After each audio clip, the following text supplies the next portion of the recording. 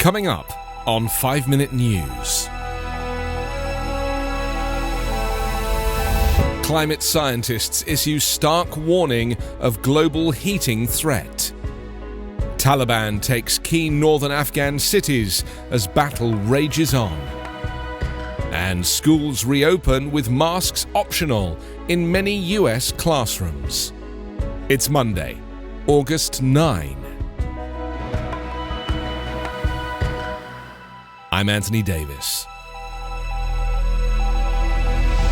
The fires, floods, and extreme weather seen around the world in recent months are just a foretaste of what can be expected if global heating takes hold, scientists say, as the world's leading authority on climate change prepares to warn of an imminent and dire risk to the global climate system. The Intergovernmental Panel on Climate Change will today publish a landmark report, the most comprehensive assessment yet, less than 3 months before vital UN talks that will determine the future course of life on Earth.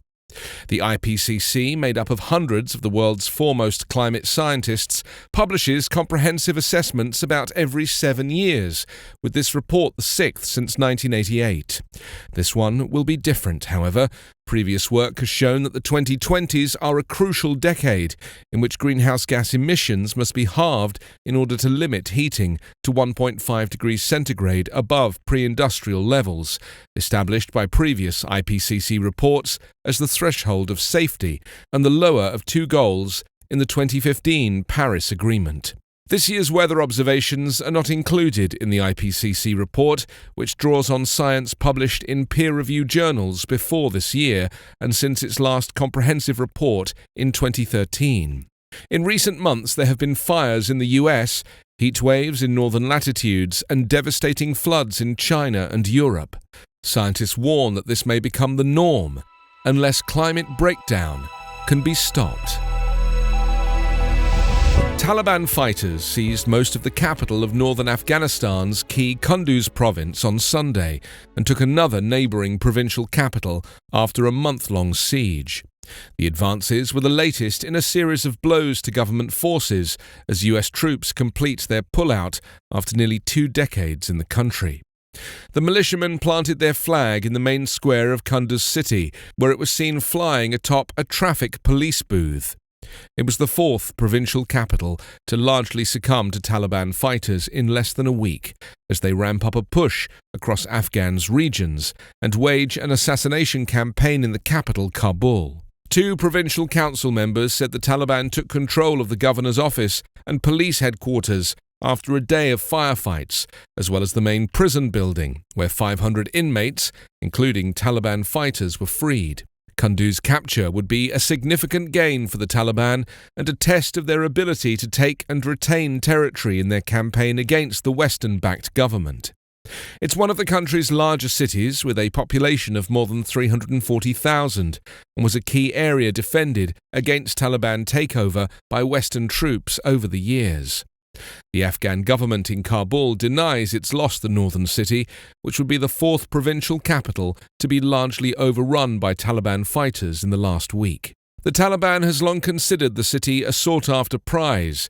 It seized Kunduz at the heart of a major agricultural region near Tajikistan for around 2 weeks in 2015, before withdrawing in the face of a NATO-backed Afghan offensive. The Biden administration remains determined to stick to its plan to end the US war in Afghanistan by the end of the month, despite the Taliban's rapid strategic gains. With the Delta variant spreading rapidly, the Centers for Disease Control and Prevention and the American Academy of Pediatrics have advised in recent weeks that everyone in schools wear masks in communities with substantial or high transmission. Educators have had to contend with strong resistance to masks from some parents and right-wing political leaders. Some consider mask rules an intrusion on parents' authority to make decisions about their children's health. California, Louisiana, New Jersey, Oregon, and Washington State intend to require masks for all students and teachers, regardless of vaccination status.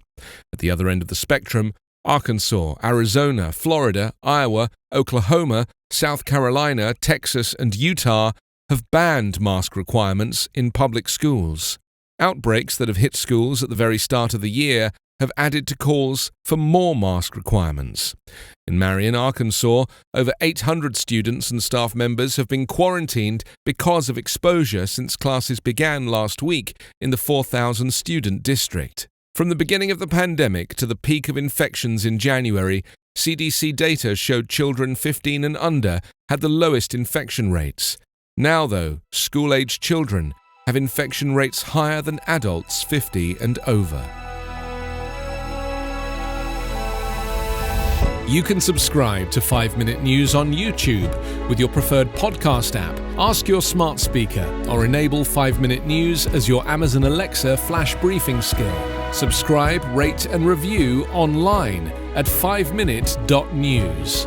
5 Minute News is an Evergreen Podcast covering politics, inequality, health and climate, delivering independent, unbiased and essential world news daily.